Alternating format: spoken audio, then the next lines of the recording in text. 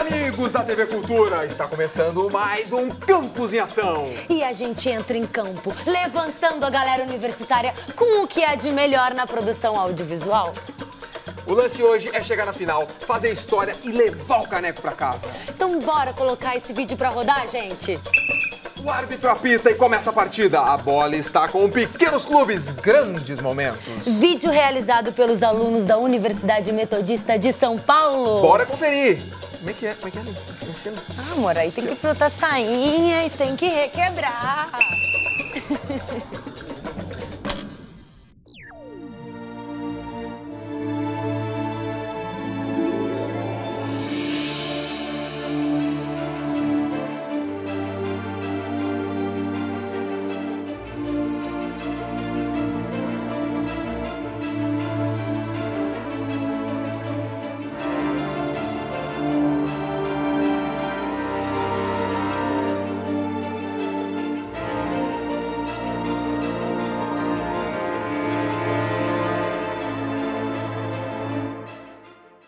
1972, um ano de mudanças para Santos e Portuguesa, o que trazia muitas dúvidas em seus torcedores sobre um futuro incerto. Houve uma grande agitação no futebol da Portuguesa. O time foi jogar com o Santa Cruz no Parque Antártica. E o time perdeu para o Santa Cruz de 1-0. E o Dr. Oswaldo veio para o Canindé, ficou chateado e mandou 8 jogadores embora. Um clube só é grande quando ele respeita humanamente os seus atletas, mas também quando os atletas respeitam o próprio clube. Como é duro para nós dizer a um atleta como o Marinho que nós não queremos mais o Marinho aqui dentro.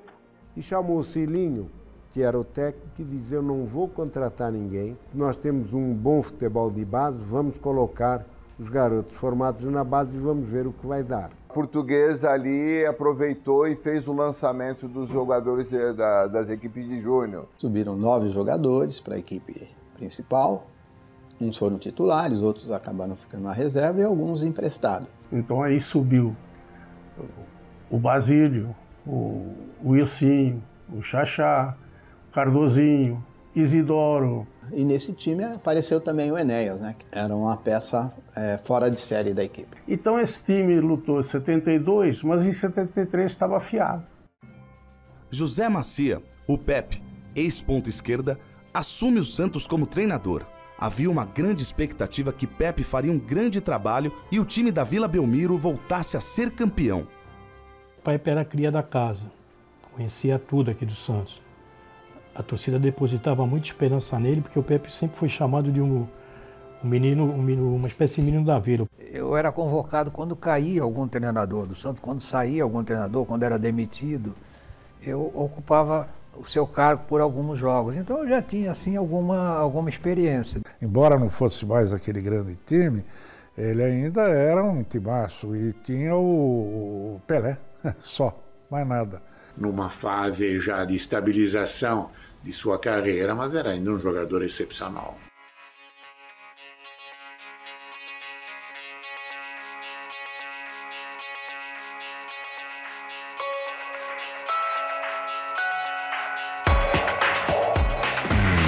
O Santos e montou um time que foi bem. Era um time que dava prazer de se ver jogar, mas não tinha a mesma força, né, dos tempos áureos do Santos. Né? A Portuguesa inicia o Paulista de 73 de maneira irregular. O time conseguiu algumas vitórias, mas as derrotas faziam com que os torcedores não tivessem total confiança na equipe.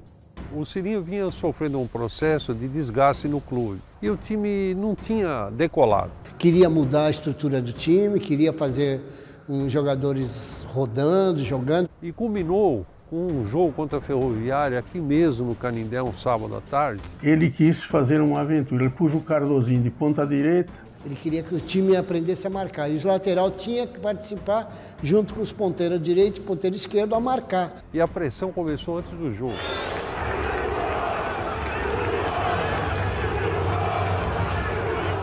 O primeiro tempo terminou e a Portuguesa ganhava o jogo por 2-0. E um dos gols foi feito pelo Cardoso, que era o lateral que o Cilinho colocou de ponta. Aí ele tirou o Cardozinho da ponta direita e inverteu, fiz o certo. Voltou o Cardoso para a lateral direita e o Xaxá na ponta direita. O time empatou 2-2. Com esse resultado, houve o quê? Houve uma mudança geral. Aquele sábado à tarde, o Canindé ficou bem tumultuado. A diretoria, o torcedor insatisfeito. E o Cilinho acabou pedindo demissão do clube. Aí é que eu fui buscar o Otto Glória no Rio.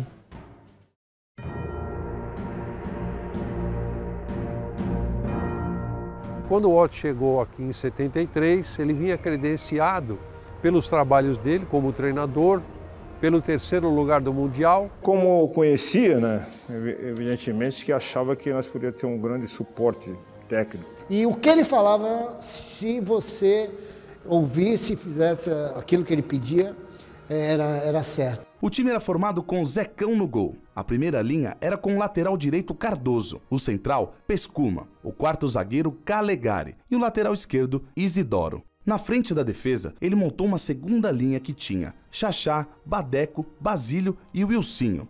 E no ataque, o craque Enéas e o matador Cabinho. Todas as equipes, ou grande parte das equipes, jogavam no 4-3-3 ou no 4-2-4. A Portuguesa fez um 4-4-2 muito bem feito. Ele pegou 2 jogadores, 2 pontas, no caso o Xaxá e o Wilsinho, respectivamente ponta direita e ponta esquerda, porque eles tinham uma característica bem ofensiva. Com 4 jogadores no meio campo, então eles tinham quase toda a partida, eles conseguiam ganhar o meio campo. E normalmente a equipe que predomina no meio campo, que consegue ganhar o meio campo, leva vantagem. Com 2 atacantes à frente. Por quê? Porque ele tinha 2 atacantes rápidos. Onde tinha o Enéas e o Cabinho, que era praticamente o matador. O Otto Glória fez uma mudança muito significativa ao trazer o Basílio, que era um centroavante relativamente bom tecnicamente, ele trouxe para o meio de campo como meio armador. Naquela época não jogava com 2 volantes, né? Jogava praticamente com 1 volante, que era o caso do Badeco, onde nós tínhamos o retorno do Xaxá pelo lado direito e o Wilsinho do lado esquerdo, e eu ficava com uma liberdade maior entre o meio do campo e o ataque. Melhorou sua técnica, sobretudo no passe, e virou um grande meio armador. O Otto Glória realmente pegou quase todo mundo de surpresa. Ele pegou, esse esquema era muito usado já no futebol europeu, ele era um cara muito inteligente. E aí nós tínhamos um bom time de futebol com vontade, com desejo e aliado à juventude dos jogadores. Né?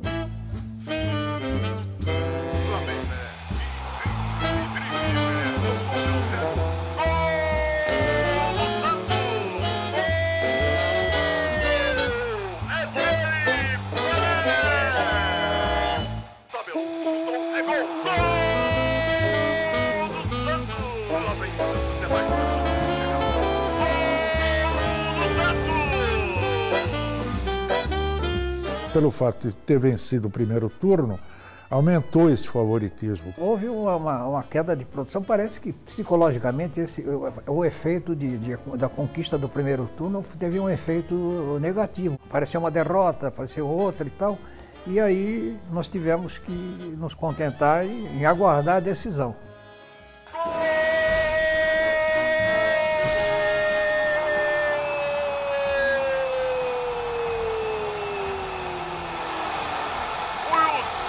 Portuguesa de Desportos. 3 para a Portuguesa, 0 para o Palmeiras. A Portuguesa engole a Academia de Futebol do Palmeiras e é campeã da Taça São Paulo de 1973. Quando o Otto Glória botou na cabeça da gente que a gente tinha que se defender, quanto grande, quanto pequeno, nós aprendemos a não tomar gol. Não só quem jogava, principalmente o banco, porque a gente atribui muito ao banco. O banco, ele mudava o jogo em todos os instantes. A gente acreditou que podia chegar e que tinha plantel para isso. E fomos ganhando até que você ganhar do Palmeiras na época de 3-0, uma disputa da Taça São Paulo, não é qualquer time. Portuguesa e Juventus eram times que muitas vezes não chegavam, mas eram times que jogavam muito atrás, defendendo muito. A parte mais forte nossa foi aprender a não tomar gol e ter um contra-ataque muito rápido. No dia 6 de agosto, uma notícia abalou totalmente o grupo da Portuguesa. Badeco, o capitão do time e peça fundamental no esquema tático de Otto Glória, infelizmente perdeu seu pai e teve que ir às pressas para Joinville. E aí os jogadores chegaram, quando eu saí para ir para Santa Catarina na viagem, os jogadores chegaram e perguntaram se eu iria voltar. E aí fiquei meio indecisa, minha mãe falou, olha, vai voltar sim. E aí trouxe uma grande confiança para o time.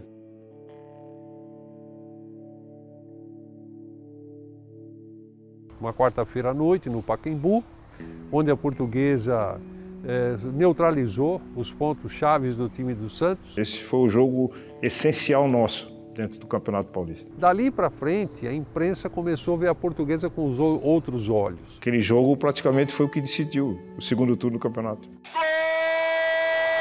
da Portuguesa de Desporto!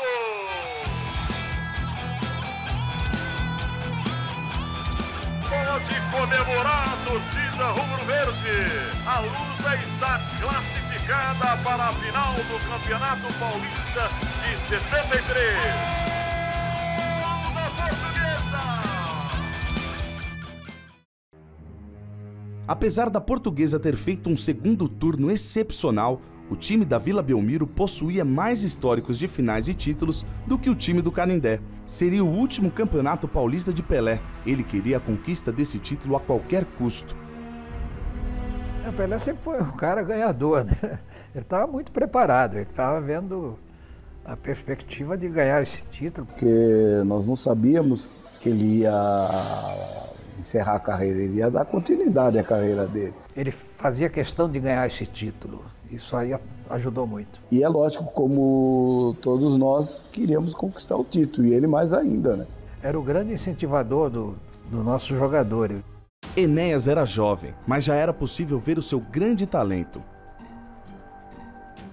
Ele era um jogador excepcional. Ele foi artilheiro em todas as categorias.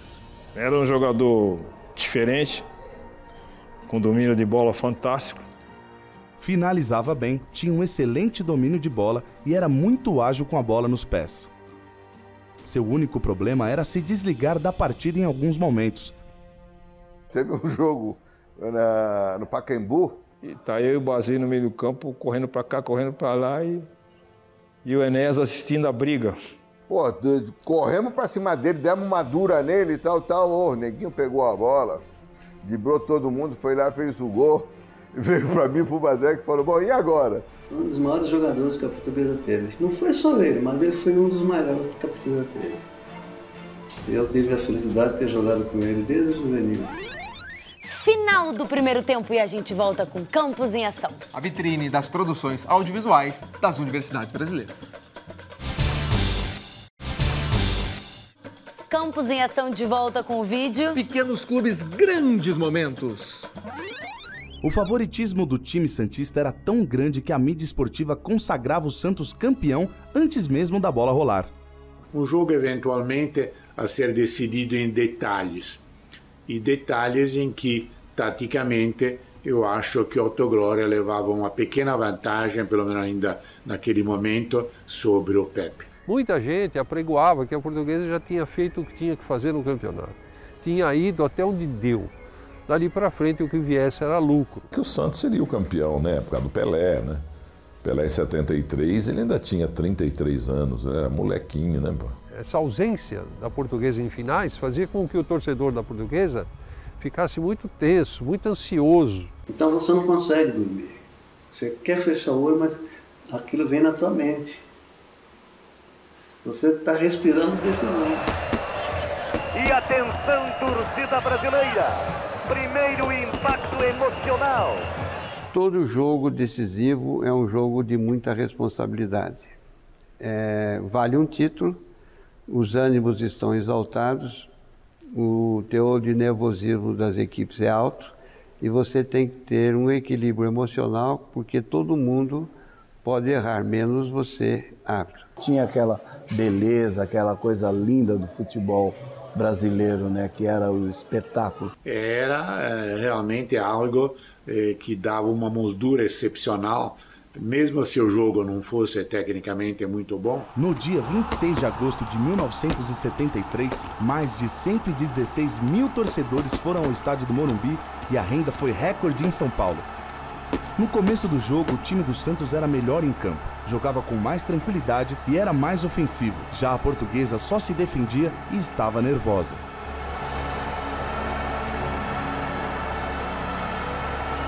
Se postamos para o hino nacional, ali postamos no nacional, acabou o nacional, a gente queria correr e não conseguia. Fiquei atrás do gol do Zecão no primeiro tempo e tremia. O Edu, ponta esquerda, acabando com o Cardozinho, o back central Pescuma, que era grandão, quase 2 metros. Você automaticamente sente um pouquinho no início do jogo, mas depois, com o decorrer do jogo, você foi jogando normalmente, vai tocando na bola, você vai sentindo confiança. Aí quando deu 15 minutos de jogo, aí que nós fomos entrar em jogo. E a nossa sorte foi não ter tomado o gol nesses 15 minutos. No segundo tempo, o Santos continuou dominando o jogo, mas estava difícil vencer a boa defesa da Portuguesa. E por puro capricho, a bola não entrava.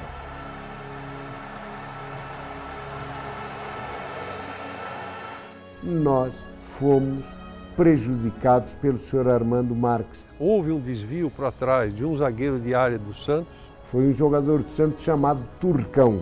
Cabeceou a bola para trás, a bola veio da defesa. Na época, a bola bateu no zagueiro e tirava o impedimento. Uma atitude precipitada do Armando Marques marcou o impedimento. Vai fazer o quê? Ele era a autoridade máxima dentro do campo. E um gol que muito provavelmente teria dado o título à Portuguesa. Mas a comemoração foi interrompida com o apito do árbitro.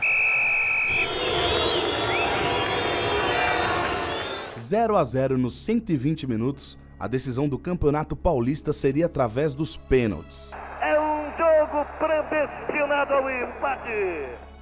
100 minutos de futebol não é fácil jogar. 90 já é difícil nos grandes clássicos. 120 é muito pior.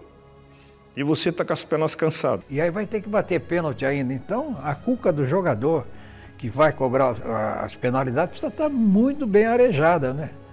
Há uma emoção diferente predominando e envolvendo o estádio Cícero Pompeu de Toledo. Atenção, o juiz apitou, Zé Carlos chutou, fora! Zé Carlos atira para fora, desperdiça o primeiro chute. Quando o Santos errou, aquele tempo, pra vocês terem uma ideia, um pênalti, o desperdício de um pênalti era algo, não digo incomum, mas muito raro. Você fica no meio do campo, se olha o gol, o Serra já era grande, mas se olhava o gol, você só viu o Serra, você não viu o gol. Agora vai Serra no gol. Vai um homem da Portuguesa de Desportos para bater. Isidoro, torcida brasileira. Juiz apitou, Isidoro chutou, defendeu o goleiro, desvia para escanteio. É um jogo predestinado ao empate.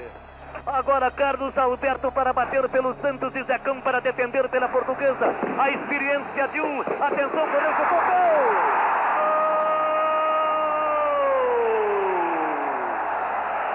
Vamos ter novo empate, torcida brasileira. Até agora só Carlos Alberto marcou. Correu, Calegari, chutou. Defendeu o argentino.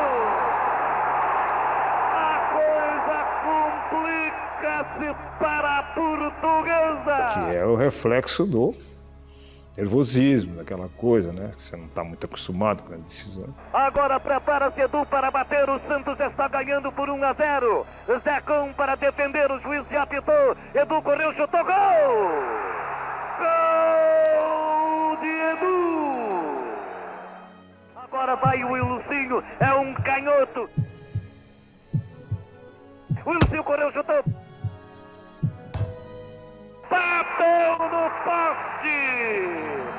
Nenhum gol marca a Portuguesa!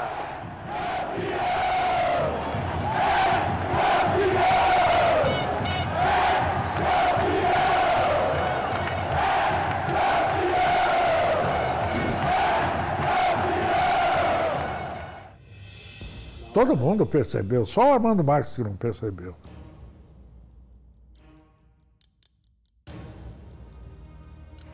O Karsug entrou, tá errado, tá errado, tá errado. Não acabou. Matematicamente a Portuguesa ainda tinha chance.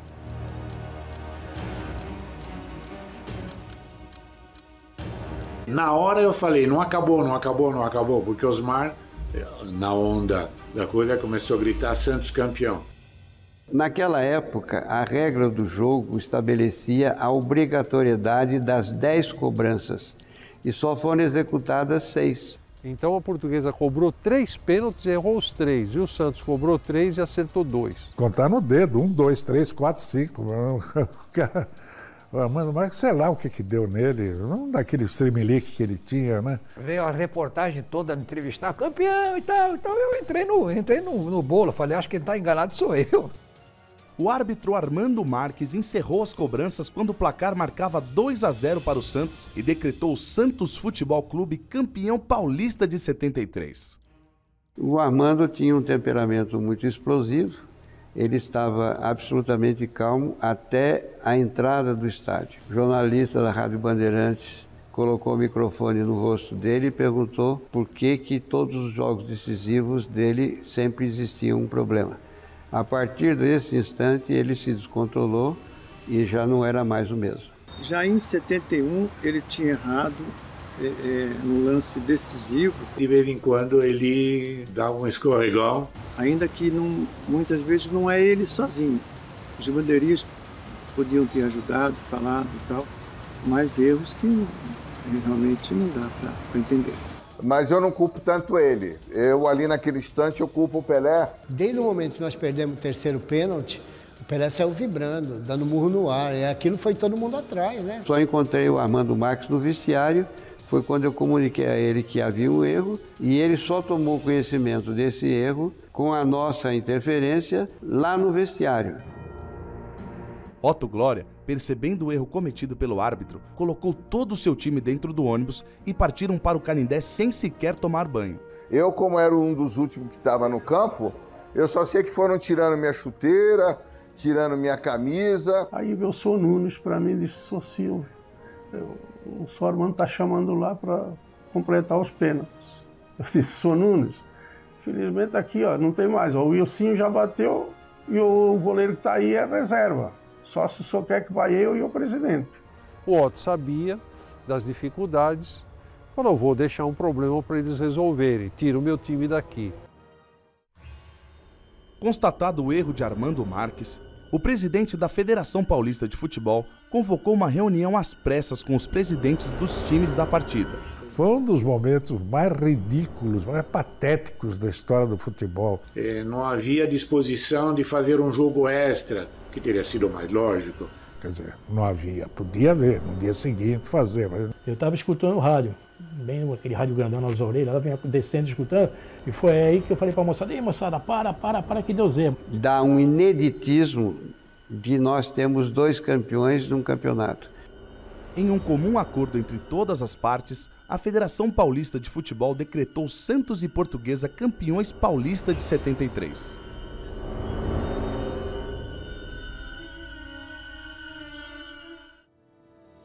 Por mais que o título tenha sido dividido, a Portuguesa foi gigante e teve méritos próprios para chegar à decisão. Acho que é o sonho realizado por parte de todos os profissionais que estavam vestindo a camisa da Portuguesa naquela época. Para quem jogava sempre com 30 mil, 40 mil, 50 mil, pô, pra gente foi uma surpresa.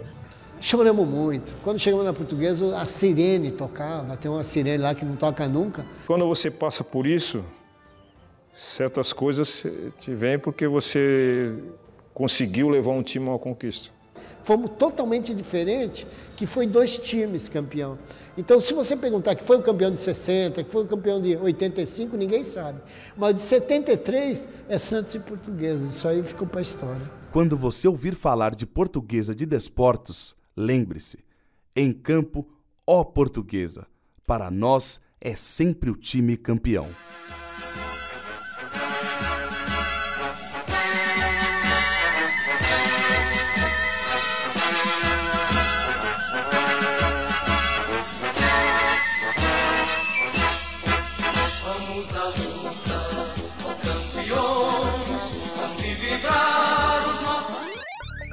Miguel, olha que situação inusitada. Imagina 2 times disputando uma final, aquela agonia, e aí eles acabam vencedores por causa do erro de um juiz. Não, é muito pro meu coraçãozinho. Eu confesso que todo final de campeonato eu fico pra morrer. Mas é que nesse documentário, quando aparece a composição das fotos antigas, o estádio vazio e de fundo aquele áudio de coração pulsando, nossa, aquilo me deixou tensa. Achei que era eu que ia entrar em campo. E dá pra sentir essa emoção também com os entrevistados que vivenciaram esse episódio. Eles contam a história com um brilho nos olhos que dá pra ver que tem uma memória afetiva ali. Aline, os alunos usaram alguns recursos cênicos para trazer essa emoção, o que faz toda a diferença e vai muito além das imagens de arquivo. O vídeo ele tem uma característica de jornalismo esportivo. A gente percebe essa dinâmica nos elementos usados que deram forma ao documentário. A estratégia do time através de computação gráfica, a tela dividida em janelas em alguns momentos, os letterings finalizados em arte, além da gravação subjetiva da bola em campo. Dá para sacar que foi realizado com quem entende do assunto, que faz toda a diferença. E por falar em fazer a diferença, a gente quer entrar em campo com uma produção universitária de primeira e conta com a sua participação para fazer esse time crescer cada vez mais. O lance é fechar esse set e fazer a torcida vibrar a cada exibição audiovisual aqui no Campus em Ação. Então, movimente-se, articule-se com o seu coordenador de curso e manda teu vídeo, ok? Tô esperando. E eu também vou esperar. Beijo! Até semana que vem! Dá pra sacar que quem fez muito bem. Vamos fazer essa virada? Desculpa, gente.